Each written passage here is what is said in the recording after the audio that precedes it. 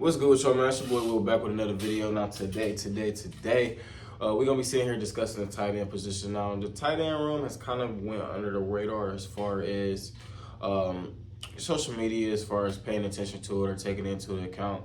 The wide receiver and the quarterback has been the main majority of the talking going on in this offseason. Today I just want to go over and talk about a good tight end room that the Browns have that's kind of going a little bit under the radar. In my opinion, at least, I don't see a lot of people talking about David Njoku, Jordan Akins, and Harrison Bryant.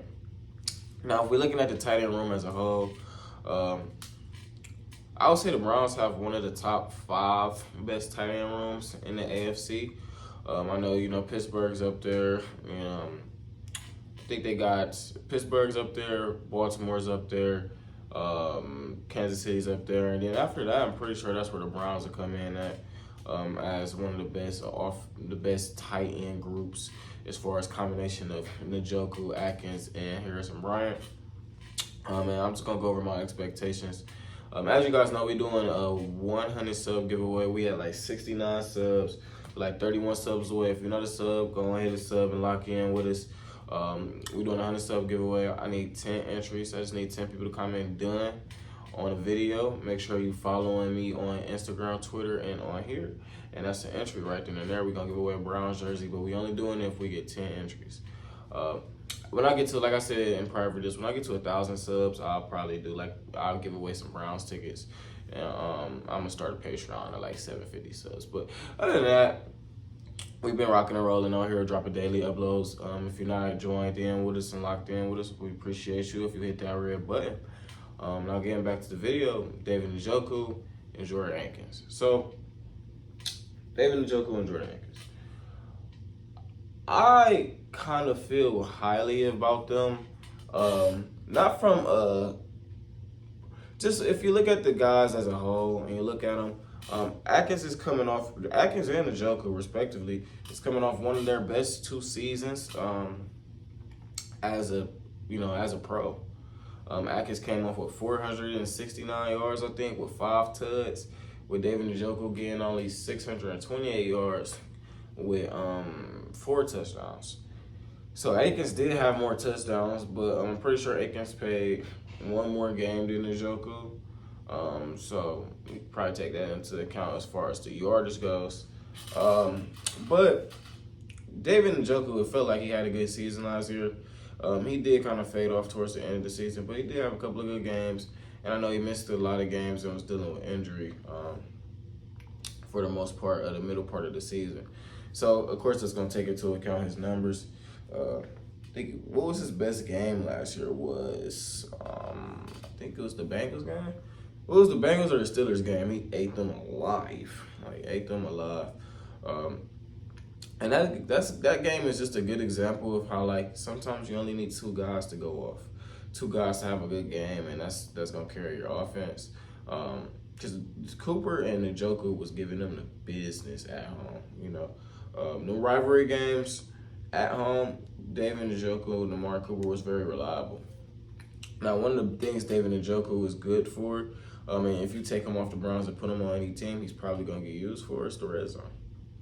He's a big body tight end, and he's a great blocker.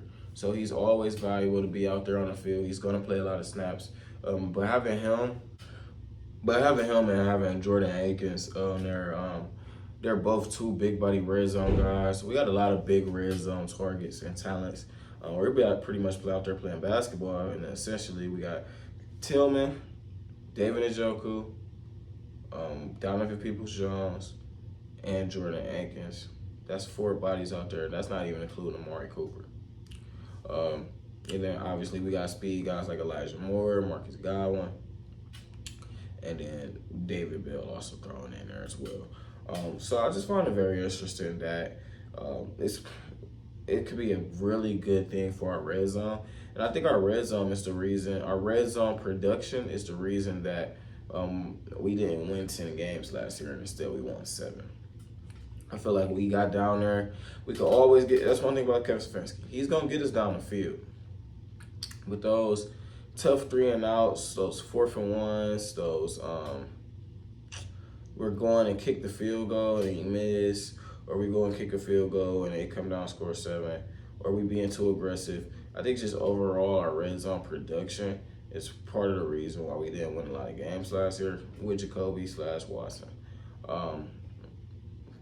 And I know Watson gets a lot of flack for certain stuff, but he did only play 6 out of 18 or 6 out of 17 games. Like, the record really don't got nothing to do with him. And then when he was in there, he was 500. And if Amari Cooper doesn't drop a touchdown pass against the Saints, the Browns are 4-2 underneath Deshaun.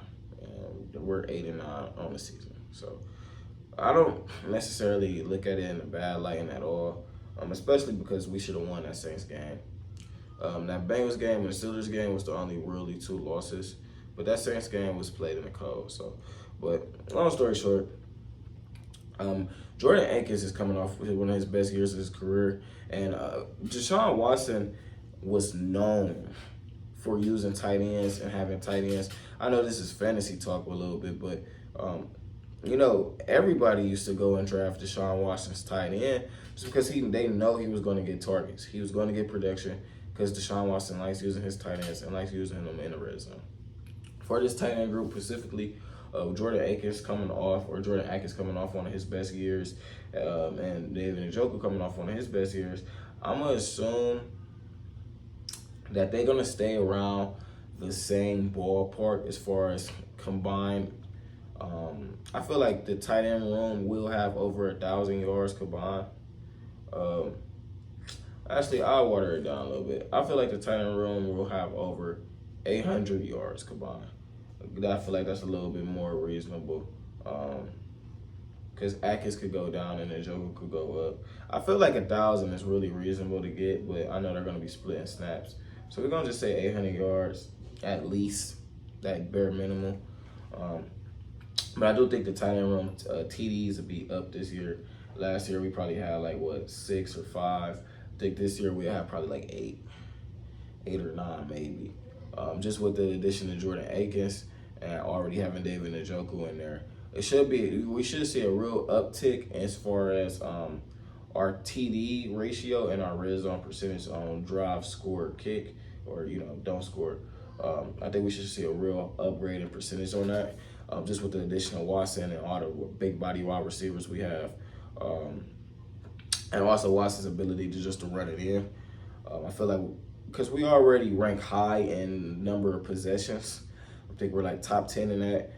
So it's not like we're not getting the ball or not getting the opportunity. It's just we're not taking advantage of when the opportunity presents itself. And for the most part, that's been due to having a backup quarterback out there, teams loading up and stacking the box on Nick Chubb, and on top of that, the wide receivers not getting separation.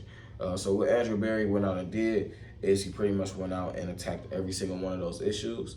That was an issue back to when we had Baker starting. It's not just a Jacoby Brissett or Deshaun Watson thing. We've been having this kind of issue where we get all the way down the field and we struggle.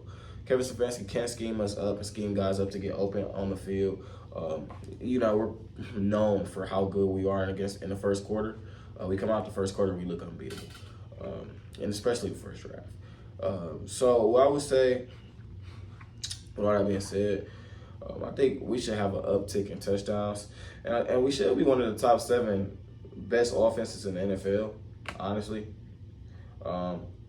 Just because of the uptick we're going to have as far as attacking those issues of taking advantage of the red zone, especially with having D-Dub in there, being able to run those RPOs, play actions, or just straight up getting up guys open. I feel like we'd be better with getting separation, and that leads to a lot of points being put on the board. With Jordan Akins, now if you guys don't know too much about him, he was really good for Houston last year. I think he almost led them in receiving yards. Probably Brandon Cooks probably did, but I think he was up there for sure.